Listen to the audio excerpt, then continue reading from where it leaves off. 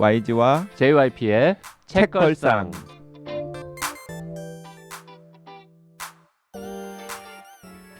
책에 관한 걸쭉하고 상큼한 이야기. YG와 JYP의 책걸상이 찾아왔습니다. YG 강량구입니다. JYP 박재영입니다. 박평 박혜진입니다. 이번 주에는 에르난디아스의 트러스트 읽고 있습니다. 댓글 소개 먼저 할까요? 네. 아침 햇살 가득한님, 오랜만에 글 남깁니다. 자려고 누운 침대맡에서 박평님의 절규. 작가의 절대성을 표현한 걸 제발 좀 이해해라. 이런 절규를 듣고 왠지 모르게 최진영 작가가 궁금해서 다음 날 한다름에 서점에 달려갔습니다. 박평 얼굴 빨개졌어. 최진영 작가 글을 잘 쓰네요. 괄호 작가님에게 이런 표현이 좀 그렇네요. 괄호 닫고 누구나 느끼는 감정들을 잘 글자화하셔서 너무 좋았습니다. 집의 본체를 열차칸으로 비유하시는 것도 꼬아 돈가스? 이게 뭡니까? 괄호에서 이런 말이 적혀 있습니다. 나의 최애이나 내 것이 아닌 하나만 가질 수 있는 괄호 닫고 꼬아 돈가스도 모두 소박 하나 아하 단번에 이해가 가네요. 두고두고 몇 번씩 읽을 것 같습니다. 죽음에 대한 작가님의 세계관이 궁금하고 문득 이 모든 것을 또다시의 전혜린 작가도 생각났습니다.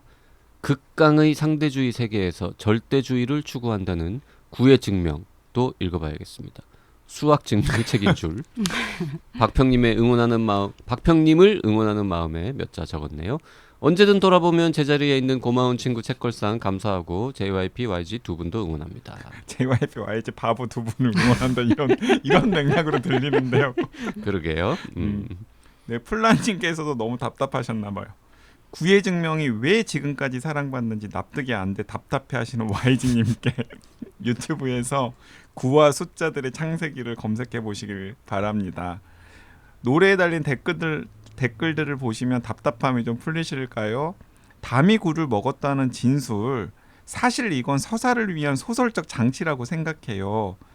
이런 진술에 매이면 절박해서 더 절실했던 구와 담에게 가닿을 수 없습니다. 최진영 작가님의 작품을 다 읽은 건 아니지만 박평님의 말씀처럼 최진영 월드의 주인공에게는 세상에 휘둘리지 않는 단단함이 있는 것 같아요. 홈 스위트 홈 유진도요. 유진에서의 최유진이 이유진이라는 단단한 어른을 만나 또 하나의 단단한 어른이 되고요. 그 모습은 소설집 겨울방학의 조카 이나의 시점으로 증명이 됩니다. 네. 그 우리가 최진영 작가 특집 할 때 그런 얘기 했던 것 같기도 한데 구의 증명을 읽으면서 공감하기에는 YG나 JYP가 너무 가진 게 많고 너무 부자인 것 같다. 그런 생각도 드네요. 저는 가진 거 없고 부자도 아닌데 왜 저까지 싸잡아가지고. 지금 10대 20대보다야 뭐 훨씬 많이. 당연히 그렇죠.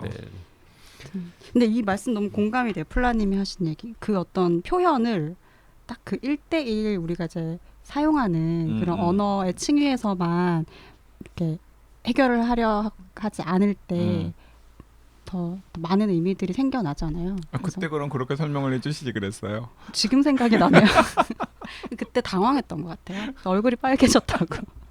아니 그 플라님 댓글을 읽으니까 점점 너무 웃긴 게 박평이 뭔가 얼굴에 자신감이 생기면서 더 봐라. 뭔가 뒤에 갑자기 어깨가 펴졌어요. 무리들이 생긴 것처럼. 네. 근데 구와 숫자들의 창세기는 뭐예요? 저 안 찾아봤어요 아직.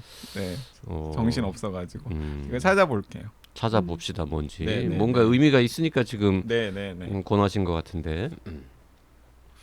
자, 에르난디아스라는 작가의 트러스트를 읽고 있는데 지난 시간에 말씀드렸다시피 4개의 이야기가 따로따로 되어 있습니다. 하나는 소설 속의 소설, 그 다음은 이제 자서전, 그 다음은 회고록, 그 다음은 일기.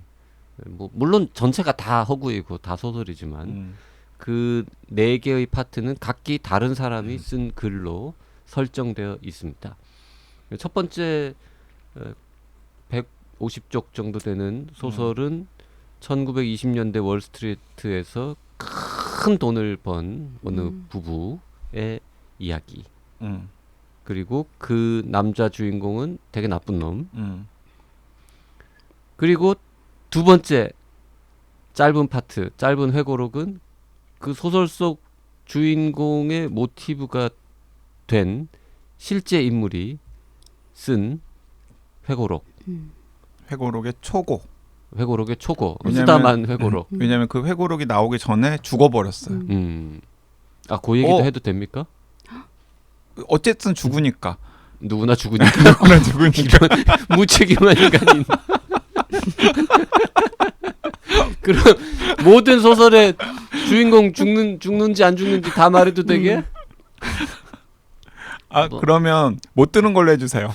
이제 와서 점입 가격. 못 들은 걸로 해주세요. 네. 사실은 별로 중요하지 아니, 않고 중요하지 않아요. 네, 중요하지 그건. 않고 그리고 자서전이 완성되지 않았다라는 건 뭔가 병고가 있었다라는 거잖아요.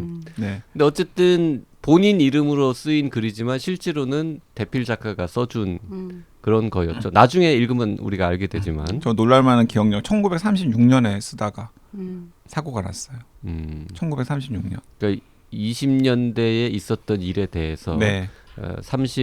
30년대에 이 사람이 자서전을 쓰는데 그 얘기는 해도 되겠죠. 아 자서전을 쓴 이유.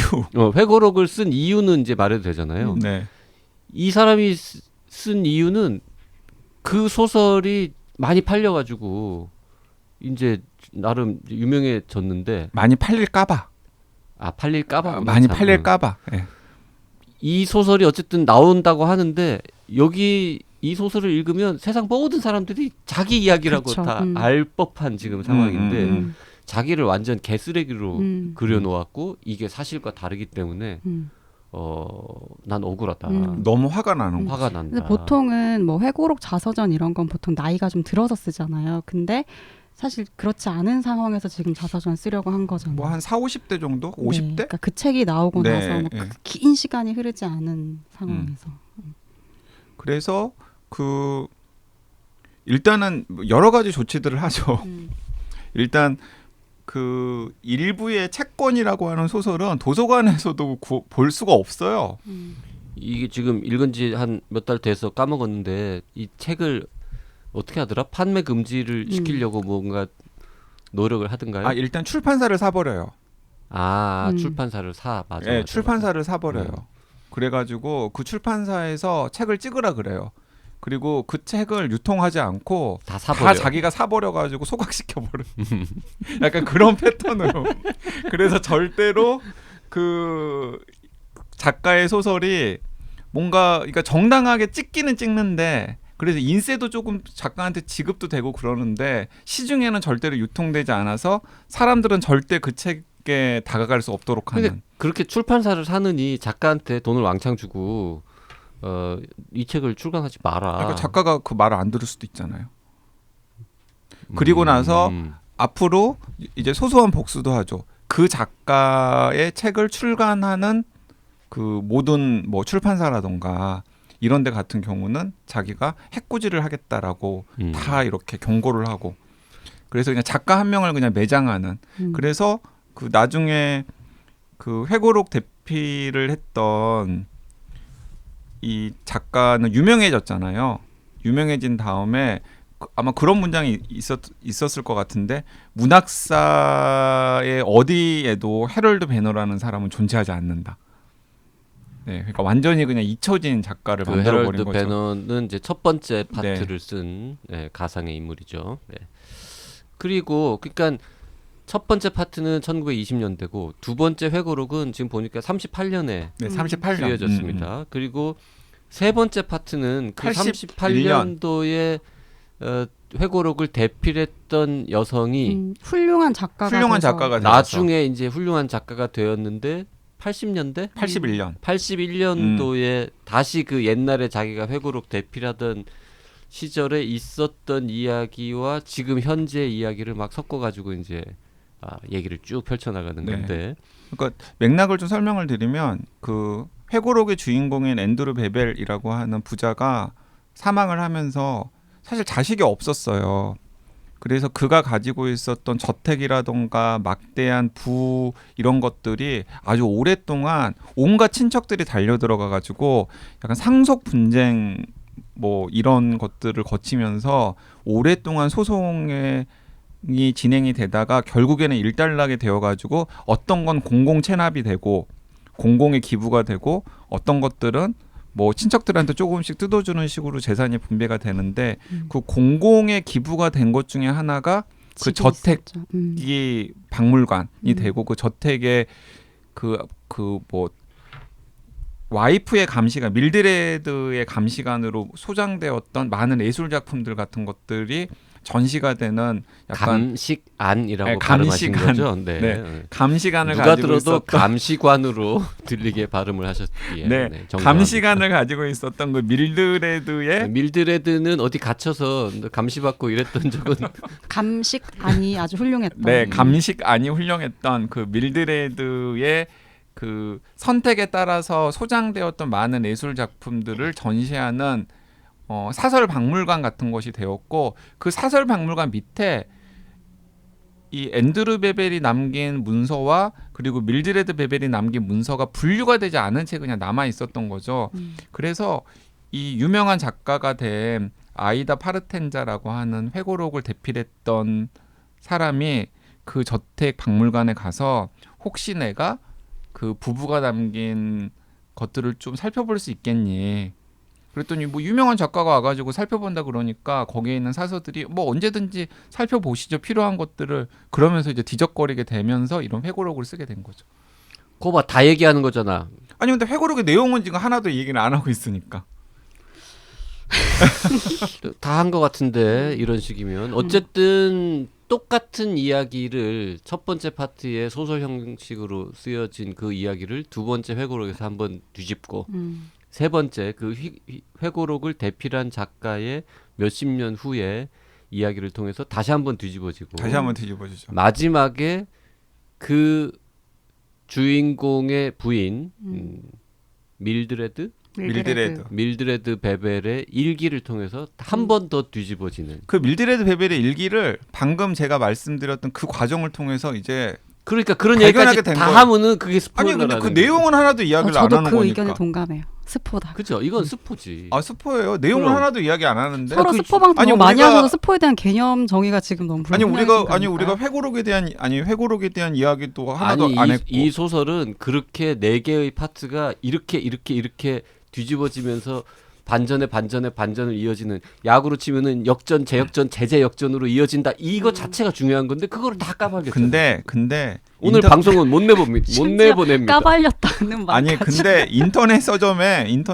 트러스트 편에 보면은 다 출판사에서 다 다 해놨어요. 나와, 이게? 다 나와요. 다 나와. 출판사가 스포를 했다고. 출판사가 스포를 다 하는 거예요. 그러니까 우리는 뭐 그럼 오늘 방송 나갈 수 있습니다. 네 출판사가 더 스포를 하는 거예요. 다행이네요. 네. 못 나가는 줄 알았네. 어쩌면은 우리가 이렇게 가이드를 해줬으니까 네. 궁금해서 읽으시지 가이드를 안 해줬으면 오바마 추천 소설은 다 재미없어요. 초반에 관두시는 분들이 분명히 있었을 거라고 생각합니다. 그러니까 그 각각 형식이 가지고 있는 의미들을 알고 있는 상태에서 보면 더 재밌을 수 있죠. 그러니까 소설이라는 건 어떤 거고 또 자서전 스스로 얘기하는 거는 그 자기 합리화가 되게 심하잖아요. 그래서 1편, 2편이 만약에 읽으면서 좀 지루하다면 저는 그게 약간 전형성 때문인 것 같거든요. 그러니까 채권이란 소설도 되게 전형적이에요. 그러니까 그 시대 성공한 사람들. 약전. 약전. 그래서 좀 약간 전형적인 전기 형태인 거고 그 2부에서의 이제 자서전이라는 거, 나의 인생이라는 것도 그 스스로 세상에서는 다 이렇게 쓰레기 같다고 하고 다 이렇게 비난하지만 사실 나는 그런 의도가 전혀 없었고 그러니까 자기 선택에 대해서 엄청 합리화를 막 사실은 진실은 이렇다. 이런 거라고. 근데 3부에서는 그 이제 대피를 했던 작가가 사실은 내가 알고 있는 건 그게 아니다. 내가 이 취재를 하면서 뭐 이렇게 하면 또 한 번 뒤집히고. 나보다 더 말하는데 지금. 이미 다 깔려서 까발려졌는데 뭐 이제. 그리고 나면 이제 일기 형태인 4부가 이제 저한테는 약간 이제 뭔가 판단, 이 작품에 대한 판단을 유보하는 어떤 근거이기도 했고 또 한편으로는 일기라는 게 갖고 있는 이제 특징이 진정성의 형식인 거잖아요. 그러면 이제 이 소설의 구조로 봤을 때 되게 정점인 것 같아요. 진짜 진실을 향해 가는. 근데 그렇다고 해서 자기가 자기에 대해서 사실을 다 쓰진 않아요. 그 진실이라는 것도. 그래서 4부까지 다 읽고 나면 다시 1부로 돌아와서 읽을 때 그 1부의 소설이라는 게 달라지게 읽혔었는데 이걸 쭉 보고 있으면 저는 어떤 시대와 그 시대의 사람을 그리는 방식이라는 게 우리가 제일 뭐랄까 의지하고 기대고 있고 듣고 싶어하는 건 소설인가? 그러니까 소설적인 시선과 소설적인 캐릭터와 소설적인 해석들을 그냥 제일 소설이 좋아하는. 제일 재밌죠. 네, 그 제일 재밌고. 사실 저는 맨 마지막에 일기도 좀 읽느라고 좀 약간 힘들었어요. 그러니까 일기는 그러니까 저는 이제 주인공 이름이 밀드레드죠. 그러니까 사실 앞에서부터 읽어나가면 이 소설은 그러니까 앤드루의 역사 를 쓰는 것 같지만 실은 앤드루의 역사로 점철되어 거기까지 있었지만 다른 역사들이 있다. 자기는 그렇게 많은 스포를 해놓고 박평이 한마디 할래니까 말하지 말래. 아니 박평은 다 지금 내용을 이야기하고 있잖아요. 핵심적인 내용을. 뭐 그런 어디가 핵심적인 내용이야 지금. 아니 사람이 아니 지금 들어보시면 알아요. 핵심적인 내용을 지금 박평에다 이야기하려고 하고 있는 거야. 아니 지금 앤드루 베벨과 밀드레드 베벨 부부가 있으면 앤드루의 이야기도 있고 밀드레드의 제가 해석을 안 이야기도 하려면 있고. 여기 왜 왔어요? 제가 직업이 해석하는 사람인데 정말. 계속 말씀하세요. 그러면. 근데 그게 작가가 이 작품을 집필하면서 했던 인터뷰가 있더라고요. 인터뷰를 그래요? 보면 인터뷰를 보면 자신은 그 역사를 다시 쓰고 싶었다. 그러니까 사실 이건 좀 다르게 쓰기 한 거잖아요. 다르게 쓰는 이유는 그러니까 다시 써서 다르게 쓰고 싶었던 거고 그 시대에 영웅화된 이야기들 밑에 사실은 그 다른 사람들 그러니까 그동안 그 역사에 쓰여져 있었지 않았던 사람들의 얘기를 하고 싶었다. 그리고 그 정점에 뭐 이런 또 다른 화자들이 지금 있을 텐데 근데 이제 그들이 출연하는 방식이 물론 이제 역사에 그려져 있지 않으니까 자기가 자기를 진술한 것밖에는 없겠지만 이걸로 이들을 어떻게 평가해야 될까? 이제 이런 생각이 좀 들었고 그거는 물론 평가로 완성되는 이야기가 아니고 이게 새로운 틈들로 들어가서 우리가 하나로 왔었던 그 완성되어 있는 신화적인 이야기를 이제 다시 해체하는 그 과정으로서의 이 트러스트라는 작품이 되게 중요한 지점들이 있을 것 같아요. 그래서 이제 그렇게 좀 읽었고 약간 다시 읽었을 때 소설이 주는 그 다른 감각들은 좀 새로웠어요. 4부까지 다 가고 나서. 근데 만약에 저는 이런 생각도 해봤는데 4부의 화자가 똑같은 일기장인데 밀드레드 베벨의 일기장이 아니라 앤드루 베벨의 일기장이에요. 약간 전혀 다른 내용으로. 전혀 다른 내용으로 약간 자기 속내를 좀 드러내는. 그러니까 공식적으로 표현됐으면 하는 자기랑 실제 자기의 간극. 그거 그렇으면 저는 훨씬 더 낫지 않았을까. 그러면 한 인간의 본질과 한 인간의 복합성과 복잡성과 막 그 인간의 내면에서 벌어지는 그 힘의 세력 같은 게 보이잖아요. 근데 그런 게 사실 없죠. 그러니까 그랬으면 훨씬 더 저는 긴장감이 확 살지 않았을까 하는 생각. 그럼 밀드레드는 뭐가 됩니까? 그러니까 밀드레드는 이 소설에서 얼마나 중요한 인물인데. 그러니까 중요한 인물인데 그러니까 밀드레드 본인의 입이 아니라 그 앤드류의 입으로 밀드레드의 이야기를 앤드류의 입으로 썼다고. 그러니까 앤드류가 밀드레드를 그거는 뭐 참신한 의견. 얼마나 그 뭐 아꼈고 그리고 그 아낌의 의미가 단지 그냥 뭐 장신구라던가 아니면은 뭐 사랑하는 내조하는 사람으로서 의미가 아니라 파트너로서. 근데 그거는 2부에서 보여진 게 다가 아닐까요? 근데 그러니까 2부에서는 어쨌든 다 말 안 했잖아. 다 말 안 했잖아요. 근데 막 심지어 그 인식이 속였잖아. 그리고 어쨌든 간에 본인이 알고 있는 밀드레드가 있는데도 불구하고 그 밀드레드 이야기를 안 하고 오히려 막 다른 여성의 그런 부분들을 차용해가지고 어떤 밀드레드를 만들어가지고 내놓으려고 했잖아요. 근데 이제 비공개된 일기장이나 혹은 비망록이 발견이 되는데 그 비망록에서는 실제로 그러니까 본인과 밀드레드의 역관계라던가 맞아요. 그래서 저는 밀드레드가 실제로 여기서 이 남편에게 행사했던 힘을 이야기하려면 그러니까 그 실체가 조금 더 있어야 되지 않나 이런 생각이 좀 맞아요. 들었어요. 왜냐하면은 사부에서는 약간 그 되게 그냥 약간 간헐적이고 이런 일기로 묘사가 되니까 오히려 그 관계에서의 역관계라던가 아니면은 앤드류가 밀드레드에 대해서 느꼈던 간절함이라던가 실제로 아니, 수행했던 근데- 역할이라던가 아니 이런 왜 것들. 그래 알만한 사람들이 지금 그 4부에서 제일 핵심은 딱 한 줄이잖아요. 우리가 지금 말을 못하는 그러니까 그거. 딱 한 줄이지, 딱 한 줄이지만은 그런 것들이 좀 더 리얼하게 이렇게 확 그냥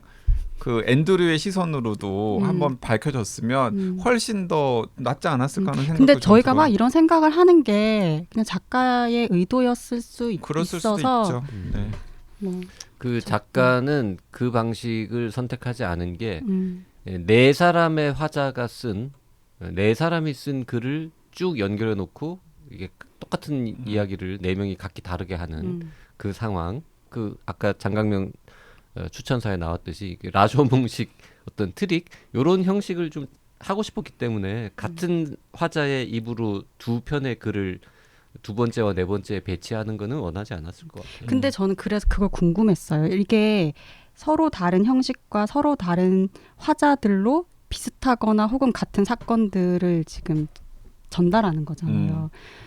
그래서 그걸 지금 다르게 접했을 때 그래서 결론 뭘 느끼셨어요? 그러니까 이 내가 기존에 알고 있었던 게 어떻게 바뀌었다거나 아니면 정말 새롭게 뭔가를 알게 됐다거나 하는. 그러니까 저는 그 지점이 좀 약했던 거거든요. 그러니까 알겠고 이런 형식도 너무 재밌고 다른 시선으로 봤을 때 내가 알고 있었던 역사가 또 다르게 보일 수 있는 근데 거고. 사실은 그런 것들이 이미 좀 약간 식상하죠. 그러니까 시장과 인간의 관계에서의 그러니까 시장과 인간의 그- 관계뿐만 아니라 뭐 예를 들어서 이제 그런 이야기들이 이미 많이 나와 있잖아요. 드러나 있는 그러니까 박평님 말씀은 그 이 소설을 통해서 우리가 뭐 얻어야 하는 인생의 통찰은 무엇이냐. 이 소설이 가지는 문학적인 어떤 의미, 가치는 어디에 있느냐 이렇게 물으면 사실 없어.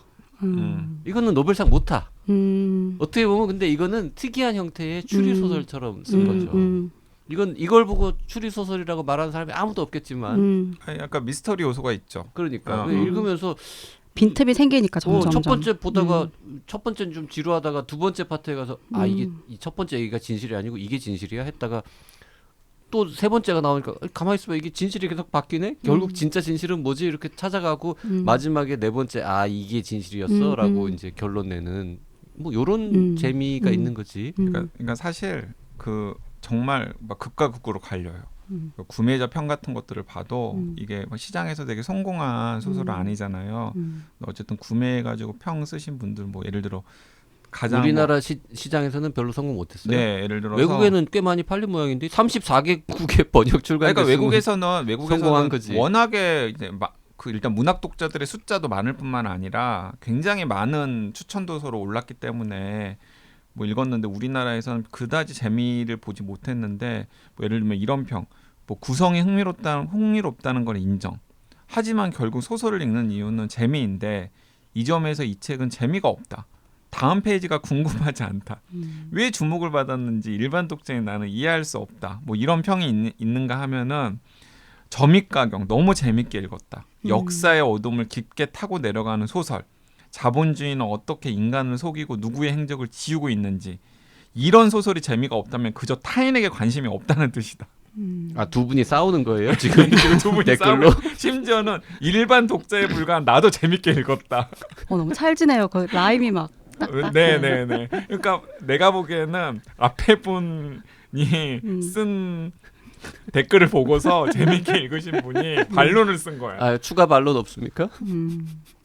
추가 반론 뭐 있어요. 막 뭐 되게 뭐 감히 위대하다고 말할 수 있는 작품이라는 것도 있고 하면은 네 개의 이야기 중에 첫 번째 이야기만으로도 예상 가능했던 결말이다. 아 그래요? 네, 너무 오. 영리하게 노리고 쓴 티가 나서 오히려 별로였다. 뭐 이런 식의. YG는 그 중에서 어떤 반응에 가장 공감합니까? 뭐 저는 일단 구성은 굉장히 흥미로웠고 그리고 저는 사부의 반전도 이런 식으로 작가가 의도를 했던 거구나라고 저는 약간 순진한 독자가 되어가지고 작가의 의도도 따라갔는데 근데 막상 돕고 나니까 막 사람들한테 적극적으로 권하고 싶다는 생각은 별로 안 들더라고요.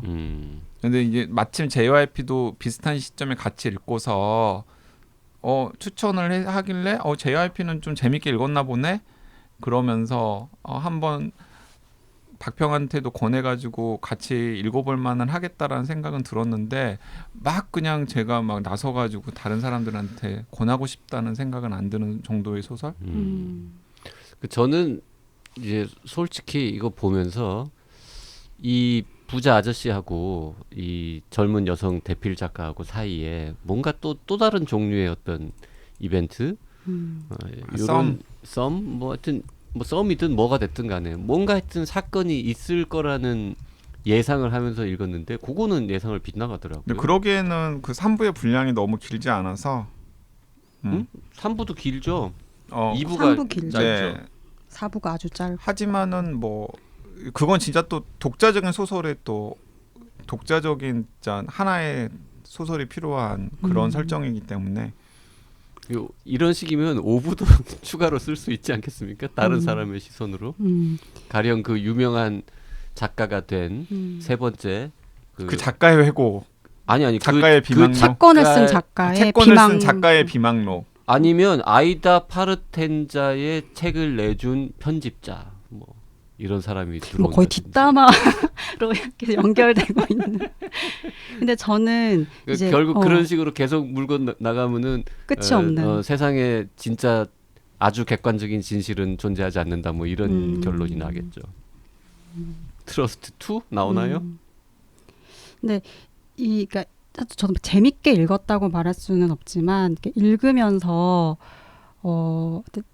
정보의 전달들 이런 게 많이 있었을 거잖아요. 그리고 작가가 지금 이 형식을 통해서 얘기하려고 하는 게 뭔가 이걸 계속 생각할 수밖에 없었거든요. 이건 너무나 구성이 그 목적의식이 아주 강한 거기 때문에 그 목적이 뭘까를 계속 생각하는 게 핵심일 거라고 저는 생각해요. 그러니까 소설 안에서는 되게 틈이 없지만 그 소설의 모티브로 삼았던 어떤 사람이 자기를 합리화하거나 자기를 평가하는 그 얘기에 생기는 틈이 있고 그걸 대필했었던 작가가 이야기할 때 또 틈이 생기고 그리고 실제로 계속 어떤 약간 이제 뭐 환자로 그리고 아주 로맨틱한 어떤 부인으로 사실은 3부부터는 좀 비전형적인 얘기들이 나오잖아요. 그러니까 주체적이고 되게 똑똑했었던 하지만 비극의 주인공이 됐었던 한 여성에 대한 호기심으로 그리고 4부에 이르면 사실 그 사람이 어떤 사람인지에 대한 어떤 단서가 보여지는 또 기록으로 이게 막 가면서 이게 구조적으로 뭔가를 향해서 가고 있는데 이제 그런 것들이 계속 이야기해 주는 게 뭘까 이거를 계속 생각하게 됐어요. 그래서 작가가 단순히 이거를 남성 중심의 그 시장과 인간 안에서 미국 사회에서 되게 지배적인 그 영웅 담론의 주인공으로 있었던 사람들 말고 다른 사람들, 그 사실 아이다도 될 수 있는 거고 비서들이었던 그 아이다라든지 아니면 그 아내라든지 여성들, 그러니까 주식 시장에서 사실은 많은 부분, 그러니까 비하되고 폄하됐었던 주체 사실은 거의 언급이 안 됐었죠. 언급이 안 되고 네. 없는 사람이나 다름없었던 여성들이 실제로 어떤 가능성도 있을 수 있었는지 이런 걸 얘기한다는 측면에서 되게 의미 있게 읽을 수 있겠다라는 생각도 좀 들었고 근데 재밌는 건 이런 거였던 것 같아요. 소설이 가지는 시장적 가치가 있잖아요. 그러니까 트러스트라는 건 어쨌든 이렇게 물질적인 거잖아요. 이렇게 사회에서 돈이라는 건 뭐고 자본이라는 건 뭐고 근데 소설은 되게 자본주의적일 수도 있고 되게 돈이 되는 장르잖아요. 뒤로 갈수록 점점 더 돈이랑 무관한 장르로 가잖아요.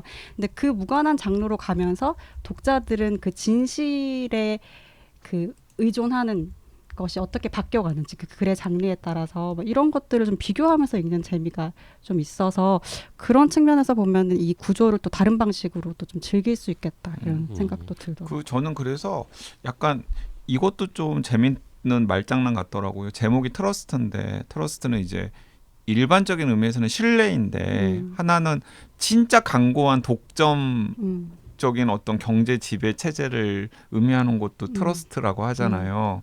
그러니까 뭔가 진리라던가 아니면은 역사를 독점한다라는 의미 그리고 우리가 추구하는 신뢰라는 의미 사이에 그런 간극 같은 것들을 이 저자가 제목으로 좀 보여주고 싶은 것 아니었나라는 생각도 사실 들긴 들었어요.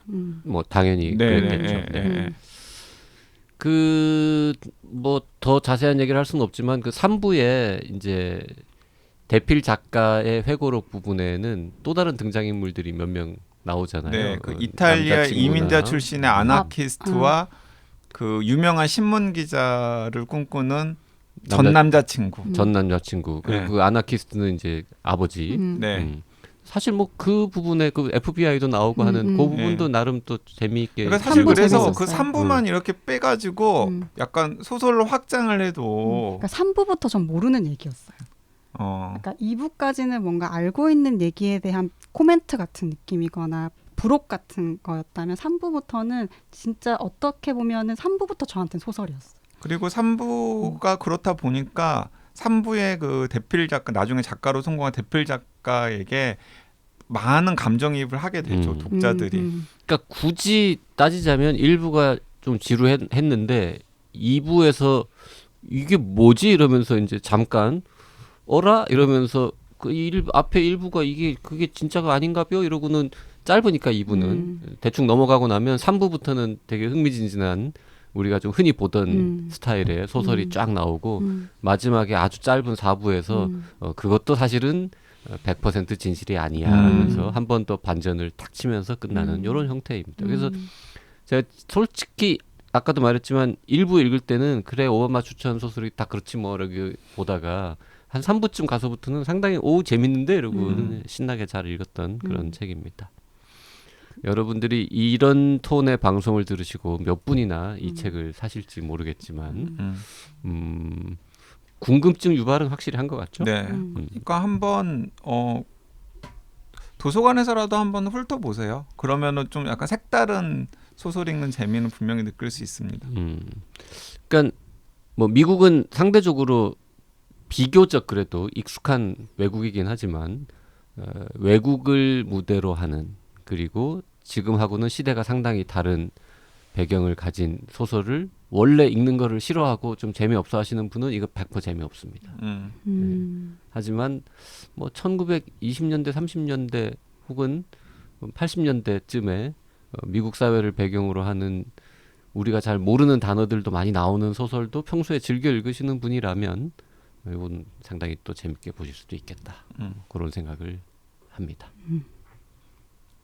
자, 오늘 방송 이 정도 마칠까요? 네. 더 하시고 싶은 말씀이라도?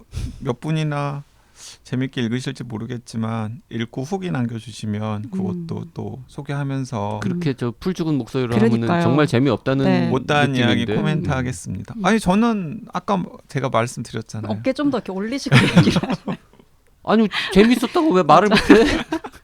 우린 재밌게 읽었잖아. 맞아요. 네. 욕할까봐. 자, 한 가지 확실한 건 있습니다. 네, JYP가 읽은 오바마 추천 소설 중에는 제일 재밌었습니다. 아니 그걸 읽으라니까요. 뭐 그 하이웨이? 네 하웨이 링컨 하웨이. 어쨌든 내가 읽은 것 중엔 이게 제일 재밌었다. 네, 링컨 하웨이나 모스크바의 신사는 이거보다 진짜 100만 배 더 재밌어요. 이거보다 훨씬 두껍잖아요. 네. 오늘 방송 여기까지 하겠습니다. 네, 다음 주에 뵙겠습니다. 감사합니다. 고맙습니다.